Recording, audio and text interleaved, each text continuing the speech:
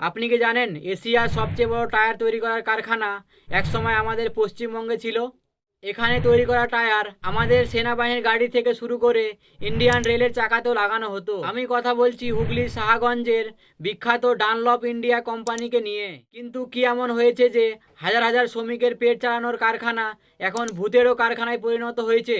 1936 সালে ব্রিটিশরা এই কোম্পানি খোলে। 240 একর জমির ওপর এই ফ্যাক্টরি তৈরি হয়। যখন এই কোম্পানি রমরমা চলতো তখন এখানে 10,000 শ্রমিক কাজ করতেন। ভাবতে পারেন এই কোম্পানি প্রত্যেক দিন 250 রাবার প্রসেস করত আর দিনে তৈরি করতো হাজার হাজার টায়ার। সেই দশকের সময় এই কোম্পানির বছরের আয় ছিল 400 কোটি টাকারও বেশি। তবে এত বড় কোম্পানি বন্ধ কেন হলো? মূলত 4টি কারণের জন্য হয়েছে। 80-র দশকের শেষে ব্রিটিশের হাত থেকে কোম্পানি চলে যায় ভারতীয়দের হাতে, কিন্তু তারা নিজের স্বার্থ বেশি দেখলো।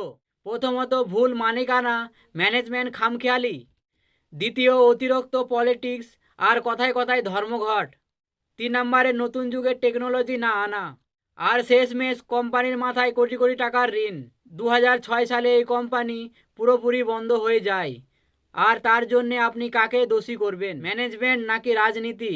কমেন্ট করে জানান। আর ব্যবসার এরকম তথ্য পাওয়ার জন্যে এখনই ফলো করুন।